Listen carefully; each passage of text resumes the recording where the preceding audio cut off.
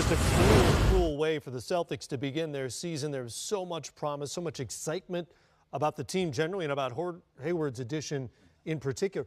As a player, you know what this is like better than we do, just watching from the sidelines or on television.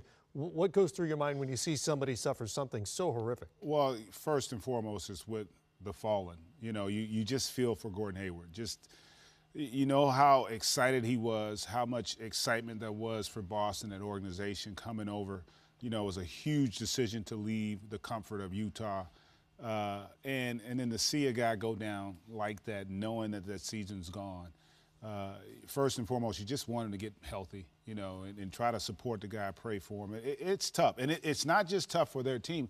It was tough for the Cavs. It was tough for the entire league because it really is a family. You know, it's a small community, those who play in the NBA.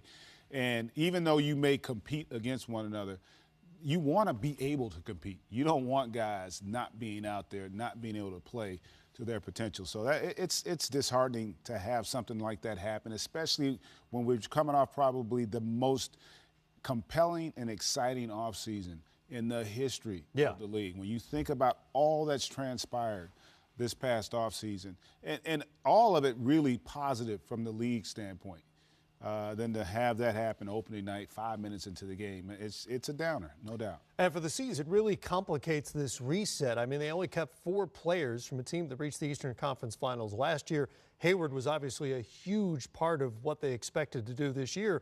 And now you don't really know at this point if he's going to play or not this season. Well, there's no question that there's some uncertainty surrounding his future, for this season, but really for that team. When you talk about what they did in the offseason, it was supposed to be Al Horford, Kyrie Irving, and Gordon Hayward as the front guys for this group. And you have to bring along a lot of young guys, Brown, Tatum, and some of those younger guys. You wanted to give them some time to draft off of those stars and get a chance to see how they would perform playing off these major guys. And, 5 minutes in is what really took the air out of the sails for a lot of people, I'm sure. It's just for it to happen so soon in this first game of the season.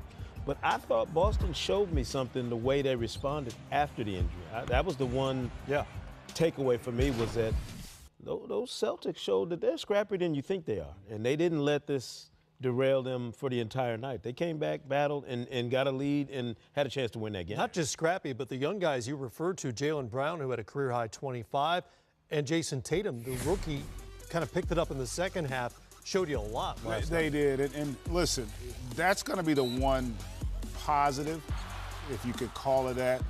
There's going to be a lot more opportunity for Brown and Tatum.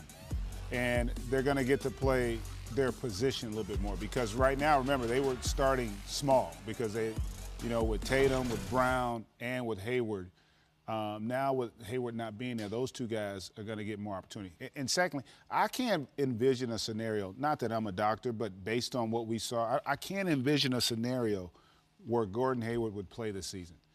Not with what I just invested in. I don't know that I'd be willing to take that risk because remember now, he's going to be out for an extended period of time. Then he's not going to have basically the benefit of having had the training camp because that goes out the window.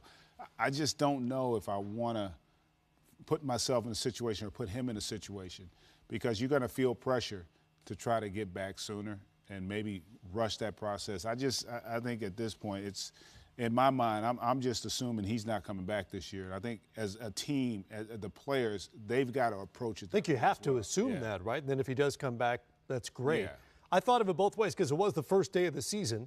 And because the season's moved up, even 6 months from now is the end of the regular season. Yeah.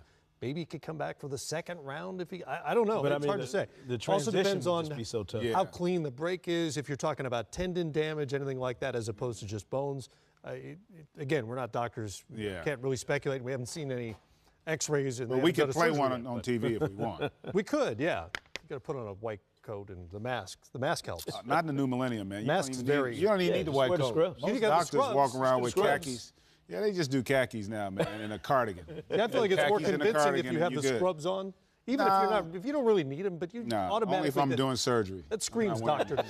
Scrubs and a stethoscope, I'm thinking doctor.